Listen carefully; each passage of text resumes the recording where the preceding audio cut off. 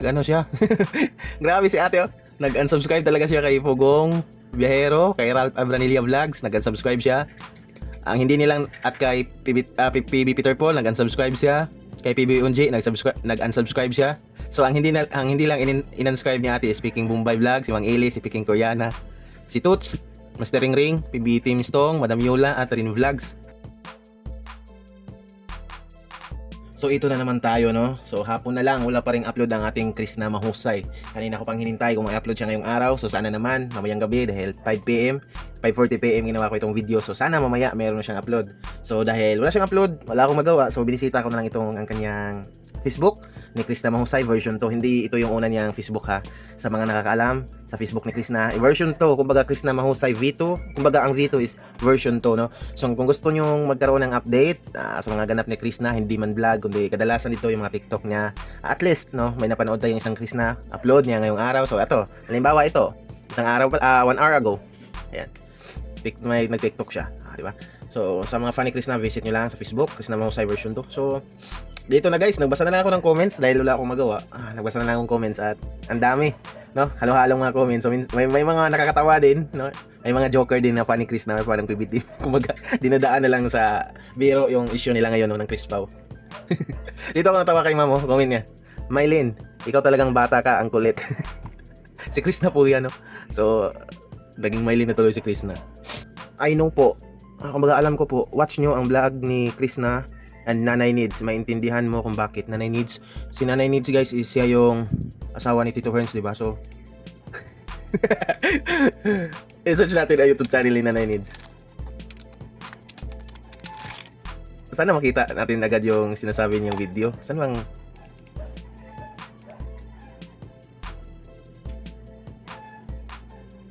madaming vlog dito sa Chris na ni Nanay Needs eh. Saan siguro dito yung sinasabi ni ma'am? Maintindihan daw natin kung panoorin yung vlog ni Chris na Nanay Needs. Kaso di ko mahanap. Ang daming video ni Nanay Needs kay Chris na.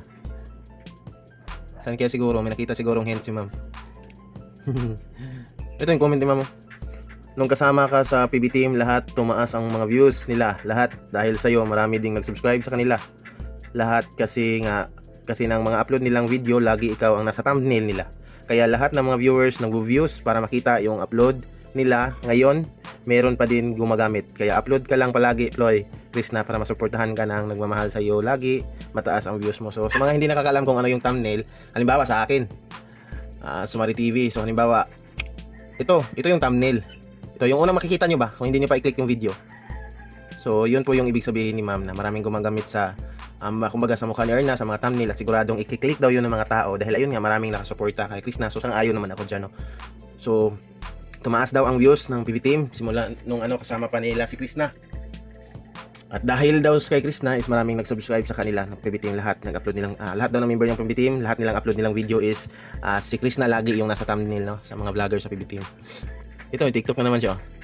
Ito 2 hours ago din. Lagi naka-upload si dito, Chris na.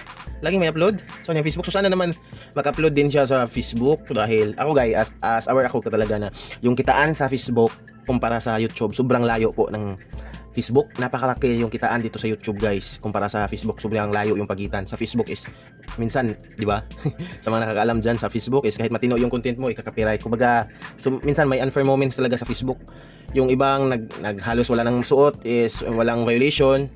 So dito sa YouTube is wala, nakapalaki pa ng kitaan yung kita ng video mo. So sana doon mag-focus ng upload si Erna. So sana mapaabot niya sa kanya ito na wala sa kalingking, kung kitaan lang sa pagbablog, wala sa kalingkingan ang kita sa Facebook, sa kita ni YouTube. May pinakamalaking kita talaga sa pagbablog is YouTube guys. Nasabi ko yun kasi active siya dito sa ito 1 hour ago. Itong isa naman 1 hour ago, nag-share siya na video na kasama niya na nandun siya. Ito 1 hour ago din. Ito 2 hours ago, TikTok, diba? 2 hours ago, pero sa YouTube channel niya wala pa siyang upload kahit isa ngayong araw. So sana meron mamaya. Sana lang. TikTok, ano tong comment na to? Ibabalik ko na lang kapag may Chris Pao na. Nag-ano siya. Grabe si ate, oh. Nag-unsubscribe talaga siya kay Pugong Biyahero, kay Ralph Abranilla Vlogs, nag-unsubscribe siya. Ang hindi nilang at kay PB Peter Paul, nag-unsubscribe siya. Kay PB Unji, nag-unsubscribe siya. So ang hindi lang in-unscribe ni ate is Speaking Bombay Vlog, si Mang Eli, si Speaking Koreana, si Toots, Mastering Ring, PB Team Stong, Madam Yola, at Rin Vlogs. Nasaktan talaga siguro si ate ba? May nag-reply sa kanya. Same. Basta nakakasakit sila ng puso at mata. Yung iba love ko pa. Sinaktan tayo, dapat tayo manakit din, di ba? Pinapakilig tayo tapos sinaktan. Kita din dapat manakit din tayo. Manakit din tayo pa ba? Correct. Unfair kasi sila. May kita sila sa mga viewers. Kaya ito ang ganti ko. Di nga tayo kumikita. Nasasaktan pa. Double kill. Double kill. The Big Four talaga. Yes po. Kasi sila yung mga di pumansin kay Krishna. Damay-damay na. Si PB Unji. Si PB Unji. Blacklist na yan sa FB ko. Hindi ka nag-iisa. So marami palang kasama si ate, no? So si ma'am. Na nag-unsubscribe din. Sabi ni ma'am na ibabalik naman daw niya yung pag-subscribe niya. Kung ibabalik ko na lang kapag may crispaw na, no? Yung sobrang nadala ka sa mga ano la, yung grabe na yung kilig mo. Tapos nagkaganon lang, ganun lang nawala. Parang tinanggalan nila tayo ng kaligayahan eh, 'di ba? Damay-damay na, ilang mansari na, paos ako kakasigaw, ilang gabi akong puyat sa kilig, tapos biglang nawala, no? Pinagpuyatan pa. Tapos ganun lang. Sama mo na Madam Yola. Tingnan mo ang hirap niya sa post ni GRTV nung kumanta sila ng pamparam-pampam. Isama daw si Madam Yola sa pag-unsubscribe. May nag-comment dito na ano ba yan, nasayang ang araw ko sa inyo kahapon. Akala ko may pasabog eh. Iniksian ko live ko sa shop kahapon. Just that two of you to see if my progress. My partner said ang badoy ko daw. Wala eh. Kinagat ko tandem nyo, isang tigasin at isang lambutin. Kakilig kaya. Isa din pala si ma'am sa nabigo kahapon. Mansari kasi.